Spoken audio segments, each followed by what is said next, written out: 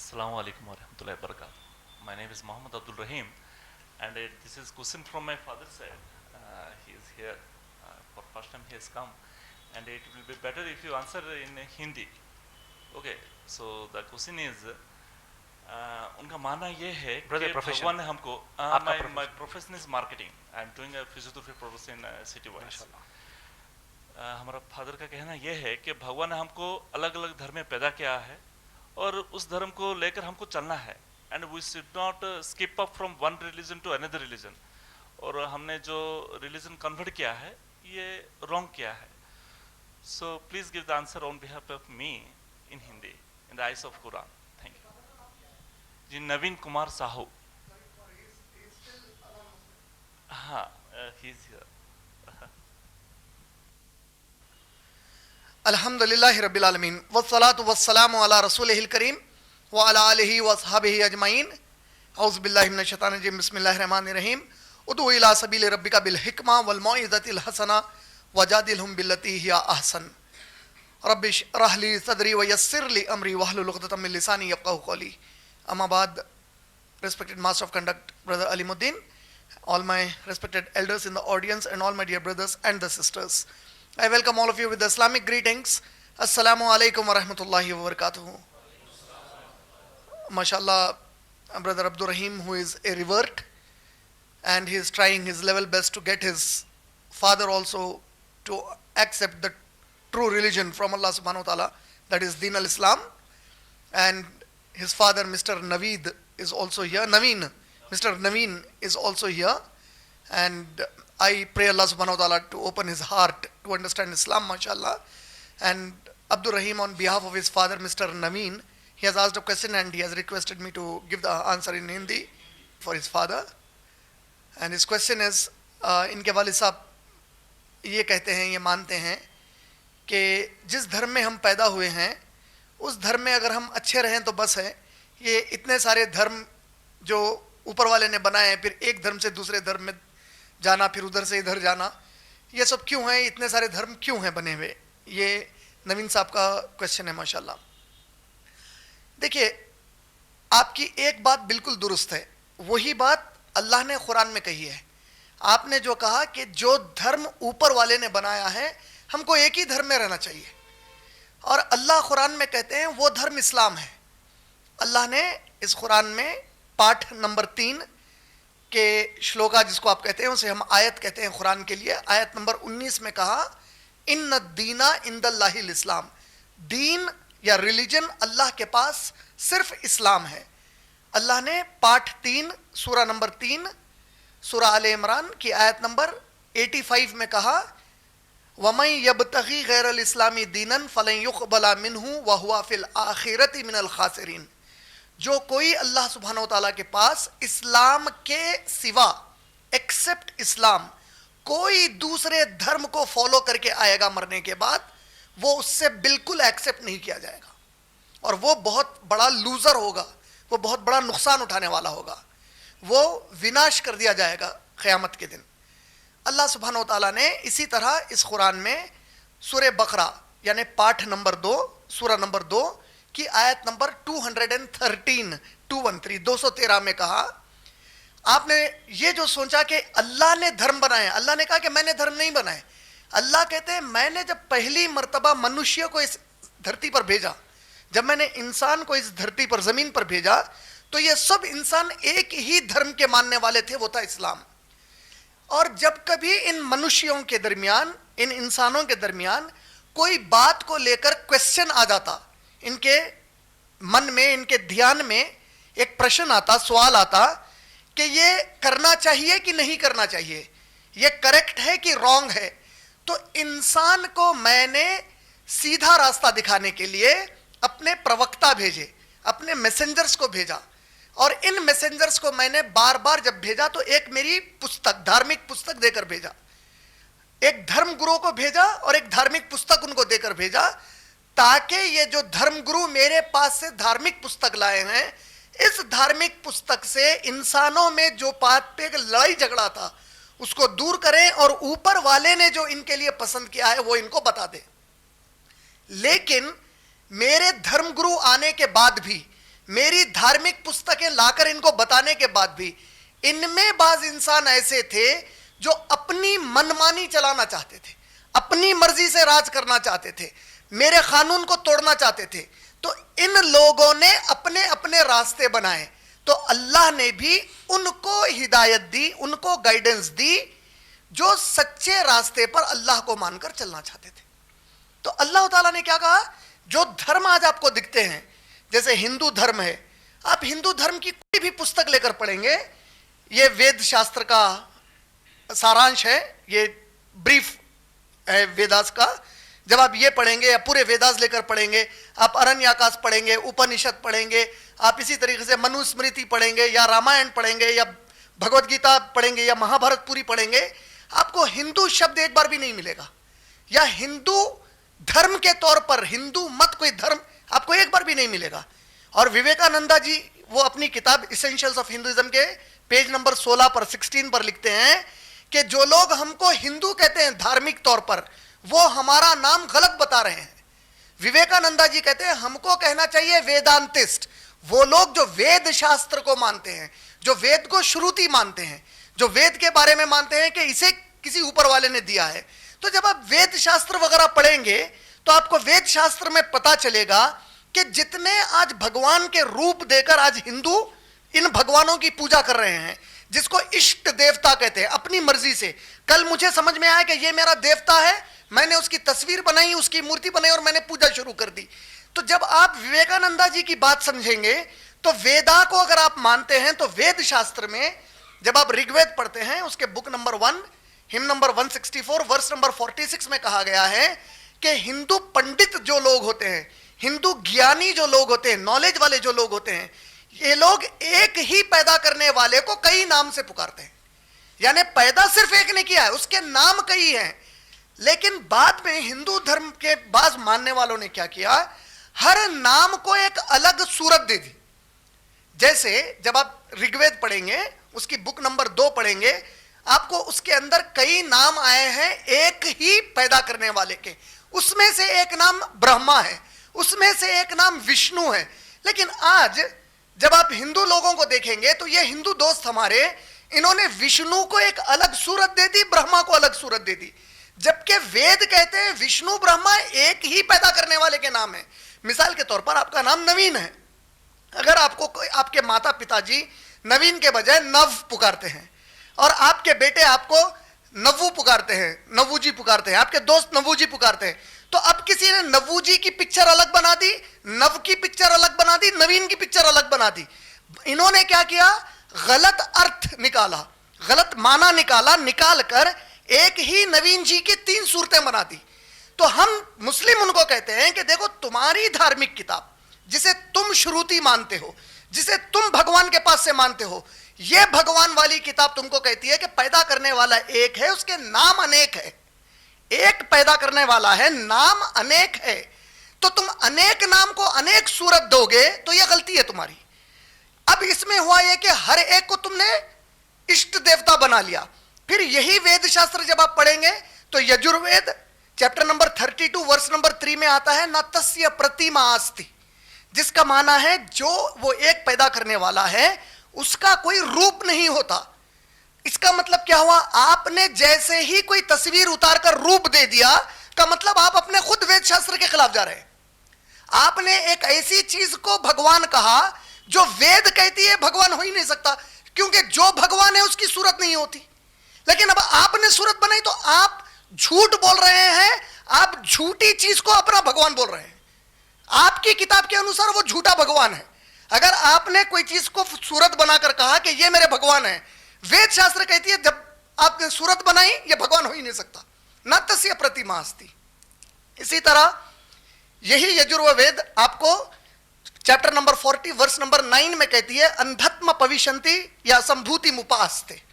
उसका माना क्या है, जो लोग नेचुरल थिंग्स की, कुदरती चीजों की, जैसे सूरज है, सूर्य, चांद है, हाथी है, झाड़ है, पहाड़ है, ये कुदरत की चीजें हैं, नेचुरल थिंग्स है।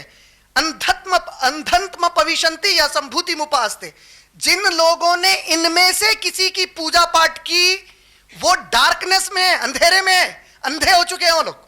अकल के अंधे हैं ये लोग। और वही वेद शास्त्र कहता है हाथ से अगर इन्होंने कुछ बनाया और हाथ से बनाकर किसी चीज को कहा कि ये भगवान है, ये हमारे भगवान है, ये भगवान इस तरीके के हैं, और उन्होंने उसको एक रूप देकर अपने हाथ से बनाया, तो वेद शास्त्र कहती है चैप्टर 40 वर्स नंबर 9, वो तो और भी बड़े अंधे हैं अकल के, यानी कि पागल है।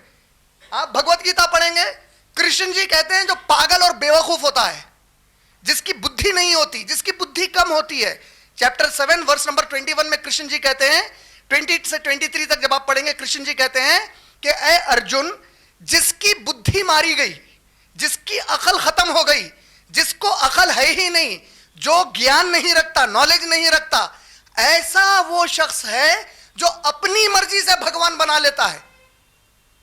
का मतलब अगर आप देखेंगे तो हिंदू धर्म के अनुसार भगवान वो होगा जिसकी सूरत आप नहीं देख सकते, नहीं बना सकते। श्वेता श्वेतारा उपनिषद, उपनिषद क्या है? वेद शास्त्र को समझाने वाली किताब। श्वेता श्वेतारा उपनिषद और छंदोग्य उपनिषद, ये सबसे पुराने उपनिषद हैं। जब आप श्वेता श्वेतारा उपनिषद पढ़ेंगे, उसका चैप्टर नंबर 4 वर्स नंबर 19 में आया है कि जो भगवान है तुम अपनी आंखों से उसे नहीं देख सकते। अगर मैंने कहा कृष्ण जी भगवान है और वो मुझे दिख गए तो मैं झूठा हूं या फिर वो श्वेता श्वेतारा उपनिषद झूठी है? तो मेरे अनुसार इंसान झूठा है, वो किताब झूठी नहीं है। का मतलब कृष्ण जी भगवान नहीं हो सकते। अगर मैं कहूं राम जी भगवान है और वो मुझे दिखते हैं, तो राम जी छंदोग्य उपनिषद या श्वेता श्वेतारा उपनिषद या वेदास के अनुसार भगवान हो ही नहीं सकते। और भगवान वो है, इस्लाम के अनुसार भगवान वो है जो सबका भाग्य बनाता है, लेकिन उसका खुद का भाग्य कोई नहीं बनाता। अगर वो पैदा हो गया तो फिर इसका भाग्य किसने बनाया? और अगर कोई पैदा हो गया तो ये तो बात समझ में ही नहीं आई कि पैदा करने वाला खुद पैदा हो गया, तो अब पैदा करने वाला कौन रहा? तो हम कहते हैं जो पैदा हो गया वो भगवान नहीं हो सकता। चाहे वो राम जी हो, कृष्ण जी हो, गणेश जी हो, शिव जी हो, पार्वती हो, दुर्गा जी हो, विष्णु जी हो, ब्रह्मा जी हो, जो पैदा हो गए अब वो भगवान नहीं हो सकते। क्योंकि आप जैसे ही पैदा होते हैं, अगर मैं इंसान बनकर पैदा हुआ तो मेरे अंदर इंसान की इष्ट आ जाती है, मेरे अंदर माया के लिए, जो मटेरियल वर्ल्ड है उसके लिए मेरे अंदर डिजायर आ जाता है, लालच आ जाती है। अगर मेरे में ये मटेरियल वर्ल्ड के लिए लालच आ गई तभी तो मेरा एग्जाम है। ऊपर वाले ने मुझे पैदा किया। अल्लाह ने कुरान में सूरह ज़ारियात सूरह नंबर 51 की आयत नंबर 56 में कहा, हमने इंसान को हमारी इबादत के लिए पैदा किया। और सूरह मुल्क सूरह नंबर 67 की आयत नंबर 1 और 2 में कहा, हमने इंसान की लाइफ को इम्तिहान बनाया है। किस बात का इम्तिहान? उसके अंदर बाज ऐसे डिजायर्स पैदा किए जिसमें वो चाहता है कि औरत के करीब जाए, जिसमें वो चाहता है शराब के करीब जाए, जिसमें वो चाहता है जुआ के करीब जाए। और अल्लाह ने कुरान के जरिए, हमारे धर्मगुरु मोहम्मद सल्लल्लाहु अलैहि वसल्लम के जरिए हम सब इंसानों को बताया कि तू सिवाय अपनी बीवी के किसी और औरत के करीब मत जा। तुझे अगर कोई औरत अच्छी लग जाए तो उसे अपनी पहली पत्नी बना, दूसरी बना, तीसरी बना, चौथी बना, लेकिन तू दूसरी की औरत के करीब नहीं जा सकता बगैर शादी करे के। इसी तरह हमको हमारे धर्म गुरु के जरिए से जो धार्मिक पुस्तक मिली, इसमें बताया गया सूरह माइदा सूरह नंबर 5 की आयत नंबर 90 में, ऐ लोगों जो ईमान लाए हो, नशे की चीजें, शराब या ड्रग्स, जुआ, गैब की बातें मालूम करना कि कल क्या होगा। देखिए अभी रिसेंटली क्या हुआ, हमारे जो मिनिस्टर फॉर एनवायरनमेंट हैं उन्होंने एक प्रेडिक्शन किया कि मॉनसून ये टाइम लेट होगा और कम पड़ेगा। उन्होंने जिस दिन कहा उसके दूसरे दिन अल्लाह ने बारिश बरसा दी। वो झूठा हो गया, अल्लाह सच्चे हो गए। अल्लाह ने कहा कि गैब की बातें सिवाय अल्लाह के कोई नहीं जानता। तो अल्लाह ने क्या कहा? नशे की चीजों के करीब, चाहे वो बियर हो, वाइन हो, विस्की हो, रम हो, शैंपेन हो या कोई ड्रग्स हो, इनके करीब मत जाओ। जुए के करीब मत जाओ। गैम्बलिंग से क्या होता है आपको तो मालूम है कि कई देहात में कई लोग जुए की वजह से मर जाते हैं। जुआ खेलने की वजह से उनके घर वाले खुदकशी कर लेते हैं, सुसाइड कर लेते हैं पैसे खत्म हो जाने की वजह से। दुनिया में सबसे बड़ा सुसाइडल रेट लास वेगास में है। लास वेगास अमेरिका का सिटी है जिसे सिटी ऑफ सिन कहते हैं। वहां पे सबसे ज्यादा कैसीनोज है। सबसे ज्यादा कहीं अगर सुसाइडल डेथ्स होते हैं तो उसी जगह होते हैं, क्योंकि बड़े बड़े बिजनेस वाले जुए में जब पैसा हार जाते हैं डिप्रेशन में आके अपनी जिंदगी खत्म कर देते हैं। अल्लाह ने कहा जुए के करीब मत जाओ। अल्लाह ने कहा गैब की बातें मत मालूम करो, क्योंकि जब तुम गैब की बातें किसी इंसान से मालूम करते हो तो तुम अल्लाह से ज्यादा उसके ऊपर उम्मीद लगाकर बढ़ जाते हो। और अल्लाह ने कहा कि तुम लोग मूर्ति पूजा मत करो, ये सब शैतान के गंदे काम है। क्या क्या गंदे काम है? शराब, जुआ, गैब की बात और मूर्ति बनाकर उसकी पूजा करना शैतान के। शैतान आप समझते हैं ना, शैतान को हिंदी शब्द में क्या कहते हैं? राक्षस। राक्षस के गंदे काम है। क्या क्या गंदे काम है राक्षस के? जुआ, शराब, गैब की बात, मूर्ति की पूजा, ये राक्षस के गंदे काम है। इसके करीब भी मत जाओ। अगर आप कुरान की इस बात को देखेंगे तो वेद शास्त्र भी यही कह रही है, अपनी कोई तस्वीर मत बनाओ और उसे भगवान मत कहो, मूर्ति मत बनाओ, यही कह रहे हैं। यही स्वामी विवेकानंदा जी ने भी कहा कि ये सब जो मूर्ति तुम बनाते हो ये वेद के खिलाफ है। तो मुसलमान भी जब कुरान से बता रहा है तो यही बता रहा है। फिर आप जब ये वेद शास्त्र पढ़ते हैं तो ऋग्वेद से अहम हिंदू धर्म में कोई और किताब नहीं होती। ऋग्वेद को सबसे ज्यादा धार्मिक, सबसे अहम किताब हिंदू धर्म वाले मानते हैं। इस ऋग्वेद में जब आप पढ़ेंगे तो प्रॉफिट मोहम्मद के आने के बारे में उस ऋग्वेद में कई जगह पर आया है कि नरशंसा आएंगे। नर कहते हैं आदमी को, शंसा है प्रशंसा से। नरशंसा ऐसा आदमी जिसकी प्रशंसा की गई, उसका माना हुआ ऐसा मर्द जिसकी तारीफ की गई। उसका इंग्लिश में माना है a man who has been praised. जो Arabic name Muhammad Arabic word है, मोहम्मद का अर्थ अगर आप निकालेंगे हिंदी में, मोहम्मद का अर्थ हिंदी में होता है नरशंसा, संस्कृत में होगा नरशंसा। मोहम्मद अरबी शब्द का माना है, ट्रांसलेट करेंगे आप उसको इंग्लिश में तो माना होगा a man who has been praised. तो जब आप ऋग्वेद पढ़ेंगे, Rigveda book number 1 hymn number 13 verse number 3, Rigveda book number 1 hymn number 18 verse number 9, Rigveda book number 10 hymn number 64 verse number 3, Rigveda book number 2 hymn number 3 verse number 2, Rigveda book number 5 hymn number 5 verse number 2, Rigveda book number 7 him number 2 verse number 2, इन पूरी जगह पर कहा गया है कि नरशंसा यानी मोहम्मद सल्लल्लाहु अलैहि वसल्लम आएंगे। इसी तरीके से यजुर्वेद अगर आप पढ़ेंगे तो वही यजुर्वेद में chapter number 20 verse number 37, chapter number 20 verse number 57, chapter number 21 verse number 55, chapter 28 verse number 19, chapter number 28 verse number 42, इन पूरी जगहों पर कहा गया है कि मोहम्मद सल्लल्लाहु अलैहि वसल्लम आएंगे। आप पुराणास पढ़ेंगे, हिंदू धार्मिक किताब, उसमें एक भविष्य पुराना है। भविष्य पुराना, भविष्य माने फ्यूचर, पुराना तो आपकी किताब है हिंदू धर्म की। इस भविष्य पुराना में हमारे प्रॉफिट मोहम्मद सल्लल्लाहु अलैहि वसल्लम का अरबिक के साथ नाम है मोहम्मद बोलकर।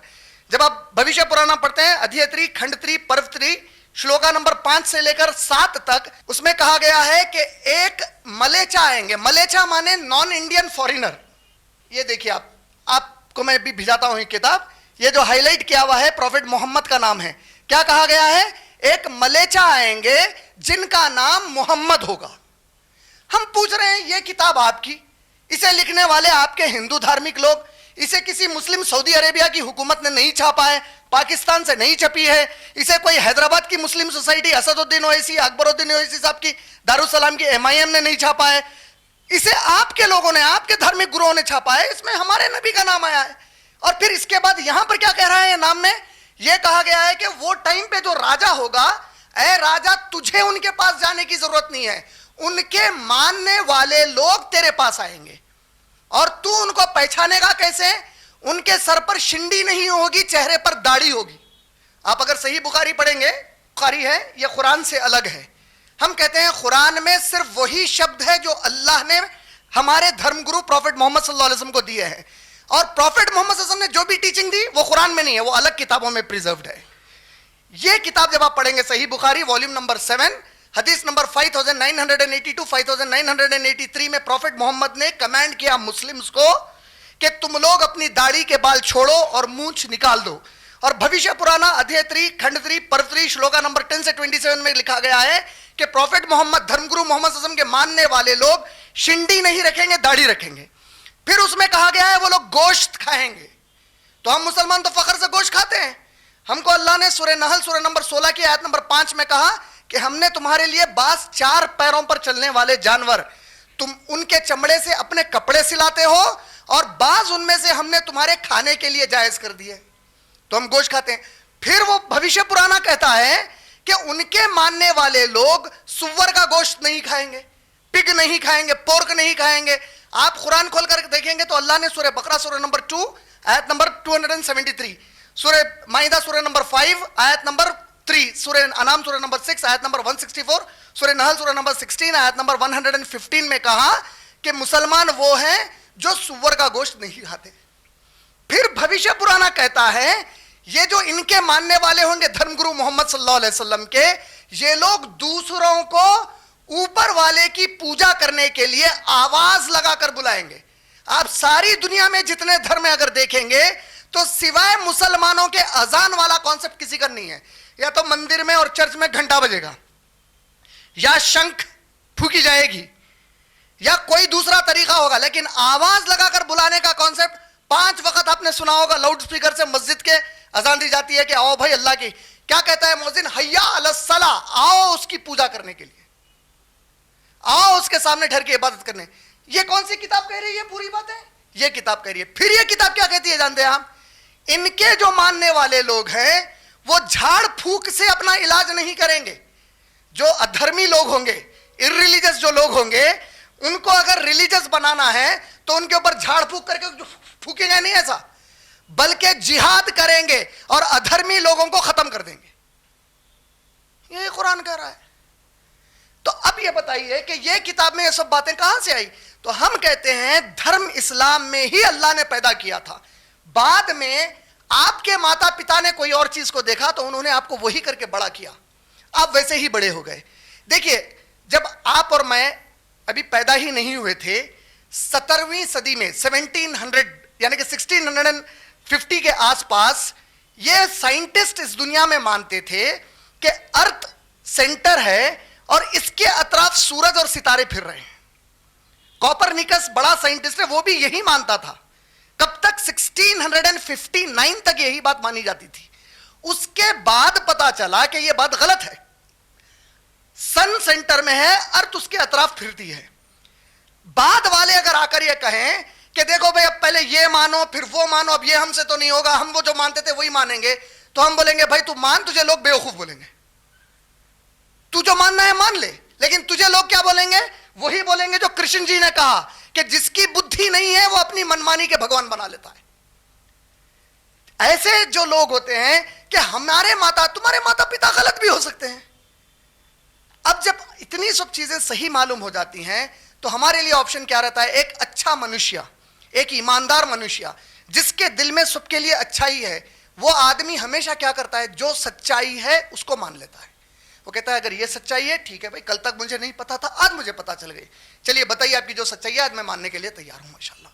तो उस सच्चाई को मान लेता है, इसमें कोई बड़ी बात। मैं कहता हूं कि अगर कोई मुझे बताए कि ये इस्लाम गलत है, कोई दूसरी चीज सही है, तो माशाल्लाह मैं उसे मानने के लिए तैयार हूं। मैं अपना मुंह से कभी भी नहीं मोड़ूंगा, मैं फौरी मान लेने के लिए तैयार हूं, बशर्ते कि कोई मुझे प्रूफ करके दिखाए। अगर प्रूफ करता है तो ठीक है, लेकिन अब जितनी मैं बातें बता रहा हूं दूसरी किताबों से, वो पूरी बातें कुरान के मुताबिक है। एक मर्तबा ऐसे ही आपकी तरह एक हमारे एक हिंदू दोस्त ऐसे ही एक क्वेश्चन एंड आंसर सेशन में इधर आए थे। जब मैंने उनको भविष्य पुराना के बारे में बताया तो उन्होंने मुझे एक जबरदस्त जवाब दिया। उन्होंने कहा कि नहीं इमरान जी, जब मुगल हुकूमत कर रहे थे इधर, अकबर, ये बाबर वगैरह, उन्होंने इस किताब को बदल दिया, उन्होंने ये सब चीजें इसमें लिख दी। तो मैंने उनको कहा कि जब अकबर वगैरह ने लिखा तो आपके लोग अभी तक प्रिंट क्यों कर रहे हैं अकबर की बातें? तो इसका मतलब आप लोग भगवान की नहीं अकबर की बातें प्रिंट कर रहे हो। आप लोग वो किताब पढ़ रहे हो जो भगवान ने नहीं दी बल्कि अकबर ने लिख कर दी आपको। और आप अगर मानते हैं कि किताब बदल चुकी है तो इसीलिए मैं कह रहा हूं उस किताब को पढ़ना शुरू करो जो आज तक नहीं बदली और जो कभी नहीं बदली जाएगी इंशाल्लाह। फिर अगर आप कहते हैं कि नहीं नहीं नहीं वैसी बात नहीं है, नहीं बदली है, नहीं बदली है, तो फिर आप मुझे बताओ कि मेरे प्रॉफिट मोहम्मद धर्मगुरु का नाम आपकी किताब में क्या कर रहा है? तो दोनों भी सूरतों में आपको सच्चाई को मानना पड़ेगा।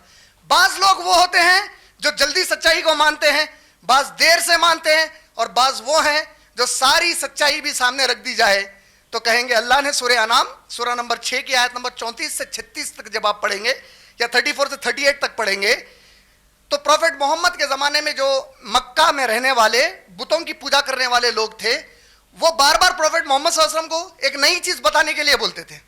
एक मर्तबा उन्होंने कहा अच्छा ये पूरा जो डेजर्ट है इसको आप जो है ना गार्डन बनाओ बोले।